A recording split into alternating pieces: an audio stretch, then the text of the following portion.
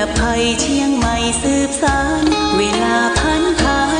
131 ปีนานไกลวัดพระบาทอุดมรุ่งเรืองงามตาเจ้าน้อยบุญทาวงศาข้าหลวงบวงเชียงใหม่ปกครองหัวเมืองฟ้าทุ่มเทแรงกายแรงใจทุกชาติพันธุ์รวมใจรักษา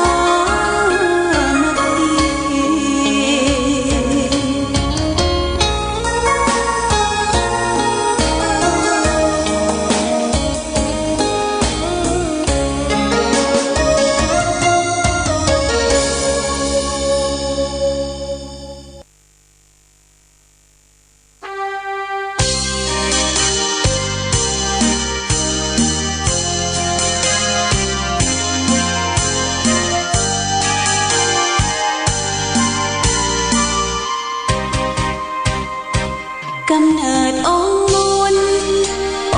บุญแห่งล้านนาไทยครูบาเจ้าศรีวิชัยผู้มีจิตใจเปี่ยมล้นคุณธรรมสร้างสมบารมีความดีงดงามเลิศล้ำเพื่อหวังโมกกระทำและปรารถนาพุทธภูมิมาขอเป็นหลักธรรมน้อมนำมาปฏิบัติมักน้อยสันโดษเด่นชัดไม่เกลียดไม่โกรธและไม่โมโหเจริญรอยตามทางเดินหลักของพุทโธนะโมพุทธายะสิ้นชีพสรีระผู้คนกราบไหว้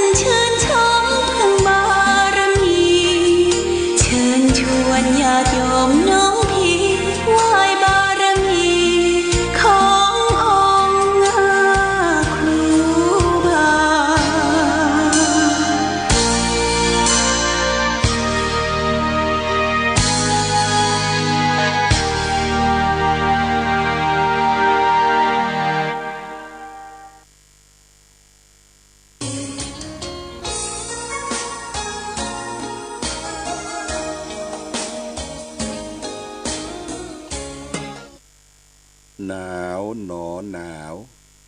คราวลมเดือนห้าหนาวลมเจยสะต้อนหนาวนักหน่วงค่อนกลางไผ่หนาวเน็บเนื้อบ่อเต้าหนาวใจหนาวนอกหมอกไพรยังปอห่มผ้าหนาวในอกถึกห่อผ้าปงยาววาบ่ฮ้อนนิราชพระธาตุอินแขวนบางตอนของวงค่อนกลางไผ่หนาวเน็บเนื้อบ่เต้าหนาวใจหนาว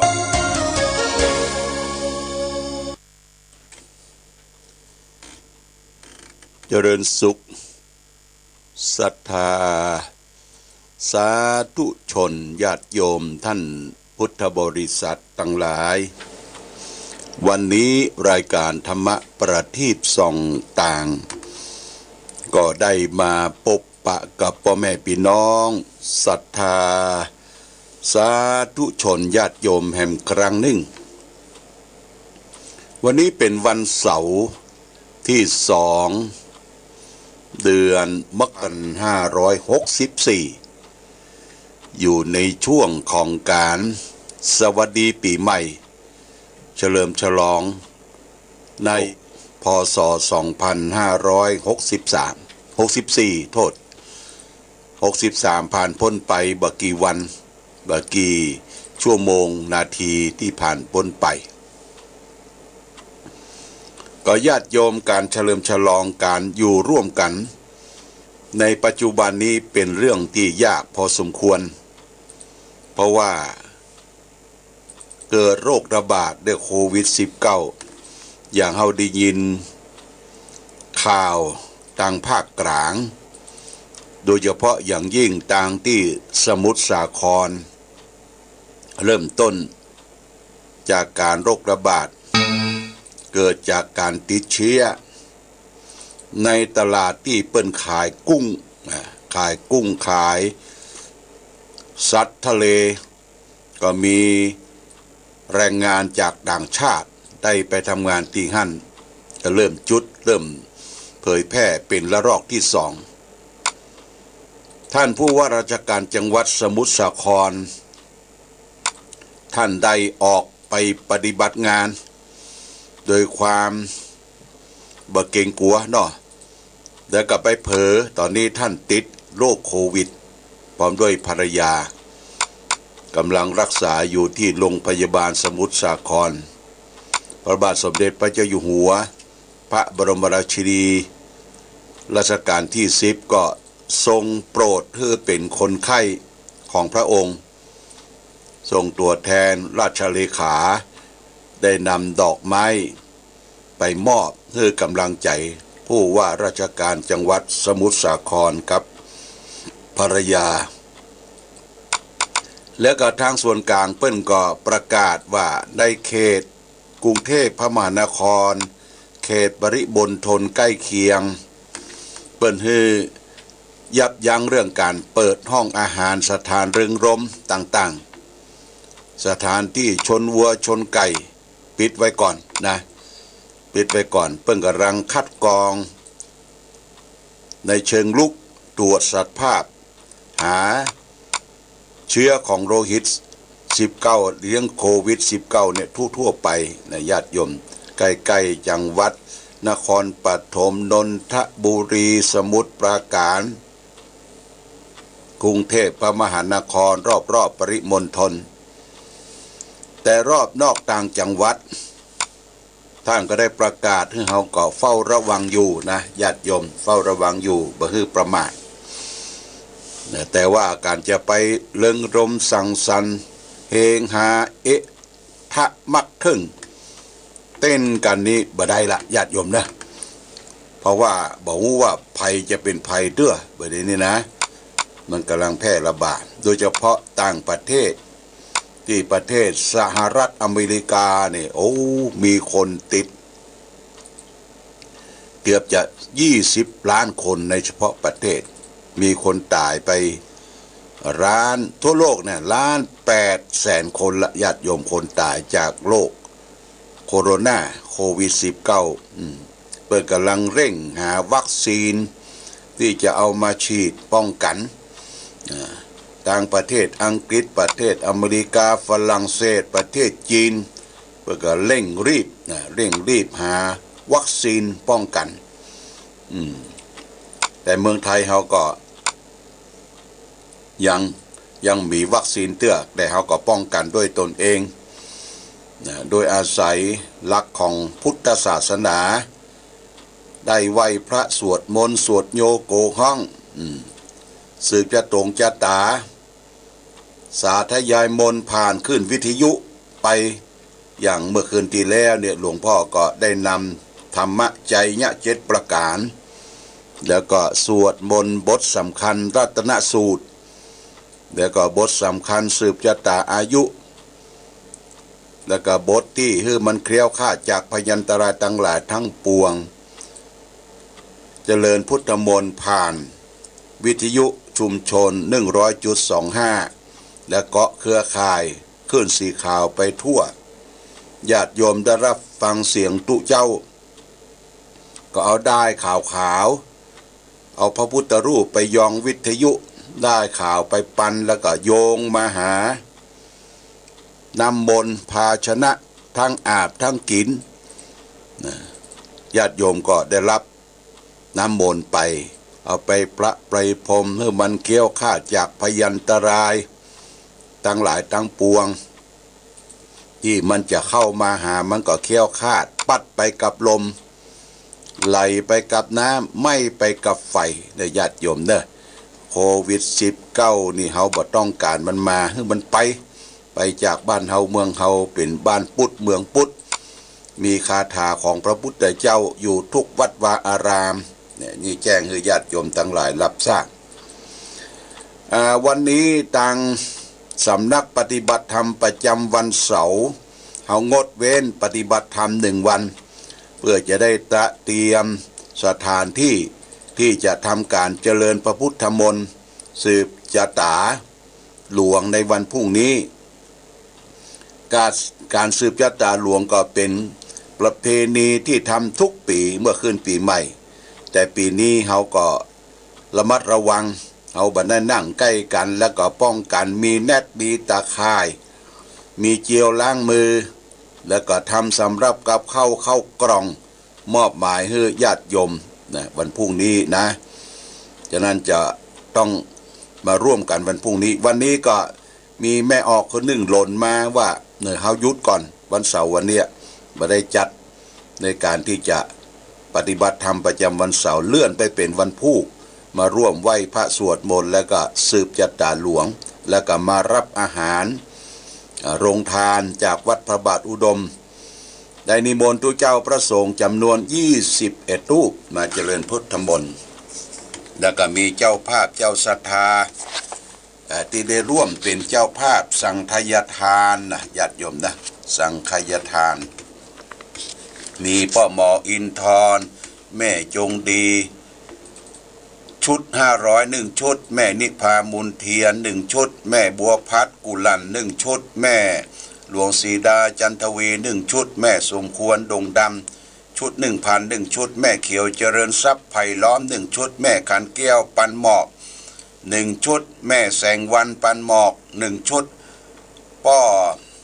เราต๋อมแม่อามกดคำปังปอย1ชุดศรัทธาปังปอย1ชุดแม่คำน้อยสุปัญญาส่วนดอก1ชุด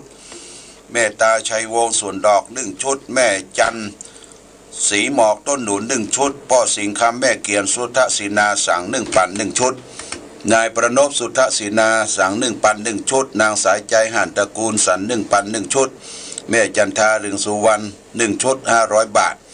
แม่ลำดวนเปล่งแก้ว1ชุดแม่ดาคำพีละเต่าดิน1ชุดคุณครูอัมพรขนุนทองเจ้าภาพกันเทศ1ชุด 1,500 บาทป้าน้อยบุญปันมโนครแม่ใส่ลุงพิกุลบ้านเสาหิน1ชุดนายพงศธกรสุวรรณพิมลหนองยาว1ชุดนางพัทธิสกุลสุวรรณพิมล1ชุดแม่พองศรีเดชะบ้านร้องทานสั่ง1ชุดคุณจรูนนางเรือนคำคันทีน้องอึ่ง1ชุด นายบุญเหรียญนางสุนีสุภมั่งมีสั่ง1 ชุดป้าลุง3ป้าแอปางปอยสั่ง1 ชุดผู้ปฏิบัติธรรมประจำวันเสาร์1 ชุดคุณแม่เกษรชาญชัยสมอง1 ชุดนายมันนางโอนามนวลบ้านปังปอย1 ชุดแม่เพ็ญพรชัยเกตสวนดอก1 ชุดผู้ไม่ประสงค์ออกนามร่วมทำบุญ3,000 บาทคุณศรีนวลคนโตสั่ง1 ชุดคุณละพีพันธ์เครือโย1 ชุดและคุณปราณีปัญโยเชียงใหม่ร่วมอนุโมทนาสืบชะตาแห่ง5,000 บาทแต่ก็ถวายปัจจัยร่วมเป็นค่าน้ำค่าไฟของวัดพระบาทอุดมขึ้นปีใหม่ 5,000 บาทอนุโมทนาสาธุเนื้อญาติโยมในการมาสืบชะตานี่เขาก็จะมีการ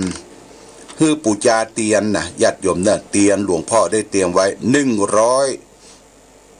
103 ชุด103 ชุดก็มีเตียนรถเคาะสืบชะตารับโชคและเตียนอิติปิโส108นี่ท่านได้เป็นชุดละ